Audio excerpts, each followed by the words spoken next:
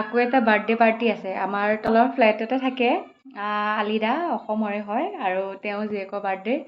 পিছে কাপোৰযোৰ পিন্ধি থোৱা আছে।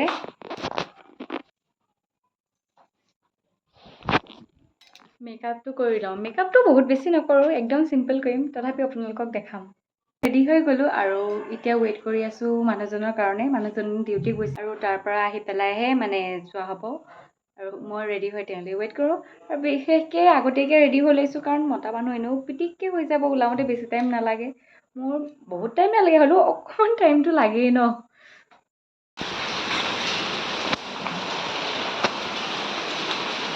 ধুনীয়াকৈ ওলাই গৈ বাৰ্থডেলৈ বুলি আহিছোঁ, কিন্তু অসমত যেনেকৈ বৰষুণ দপাপিটা হৈছে, ইয়াতো বৰষুণ হৈছে দেখিছেনে? কোনো ঠাইত মানে আৰু শান্তি নাই, চবতে বৰষুণৰ পানীয়ে পানী। তেনেকৈ আহি পেলাই বাৰ্থডে খাবলৈ আহিছোঁ আমি। এই মাইনাজনীৰ বাৰ্থডে আছিলে, কেক চেক কাটা হৈ গ'ল আৰু আমি বাৰ্থডে খাই ঘৰত আহিলোঁ। হ'ব। বাৰ্থডে খাই আহিলোঁ, বাৰ্থডে মিঠাই এতিয়া আকৌ খাইছোঁহি আহি পেলাই। বাৰ্থডে খাই আহি পেলাইও মিঠাই খাইছোঁনে, মানে মিঠাইটো বহুত ধুনীয়া লাগিছিল খাই পেলাই। আৰু তাৰে দিদিয়ে আমালৈ অলপ বান্ধি পেলাই দি দিলে যে তোমালোকে মানে মুখে বুলি নহয়, আৰু তলতো আছিলে ফ্লেটৰ ইউপি বা এজনীকো, তাইকো দিছে, মোকো দিছে, এনেকৈ বান্ধি কৰি খাবলৈ বুলি ঘৰলৈ দিছে।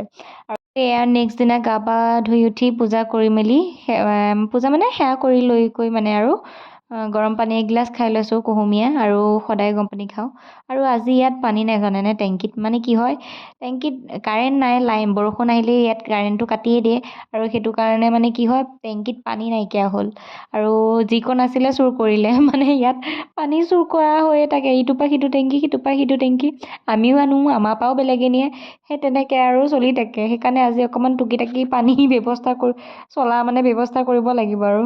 এয়া মৰ্ণিং ব্ৰেকফাষ্ট, তেওঁকো খাব দিলোঁ, ময়ো খাই ল'লোঁ। তাৰপৰা আকৌ কাম বন কৰাত লাগি গ'লোঁ, কাম বন কৰি মেলি আৰু দুপৰীয়া হ'ল। দুপৰীয়া মানে ভাত আজি মই নাখালোঁৱেই, মানে কি ফল আছিলে, তেওঁ মধুৰিআম আনিছিলে, কেম্পৰ ভিতৰতে আছে, এটাও কিনা নহয়, এতিয়াই কৈছোঁ।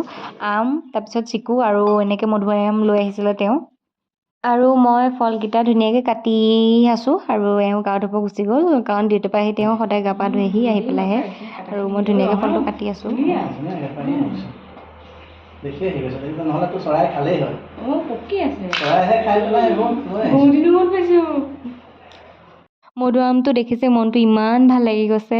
কথাটো হ'ল কি, মধুআম খাইছোঁ মানে এই ভিতৰত যে গুলপীয়া ৰঙৰ নিচিনা, আকৌ ৰঙা ৰঙৰ নিচিনা যে মধুআমটো নোখোৱা বহুত দিন হ'ল, সেইটো কাৰণে মানে এতিয়া আনোতেই বৰ ভাল লাগি গৈছে। আৰু এইখিনি ধুনীয়াকৈ দীঘল দীঘলকৈ কাটিলোঁ। পিছে মানুহজনে ক'লে যে দীঘলকৈ কাটিব নালাগে, মাজদি সৰু সৰু টুকুৰা কৰি দিয়া, তেনেকৈ খাম।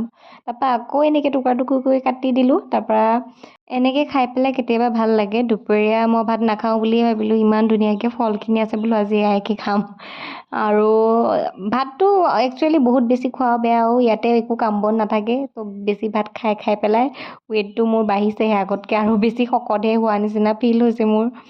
সেইটো কাৰণে ইমান ধুনীয়া লাগিছে নহয় ফলকেইটা খাই, সেইকাৰণে মানে কি ভাত খোৱাটো বাদ দিওঁ বোলো, ফললৈকে খাওঁ। আপোনালোকে মোৰ মুখৰ এক্সপ্ৰেশ্যনটো দেখি পেলাই গম পাইছে চাগে ফলকেইটা কিমান টেষ্টি লাগিছিলে।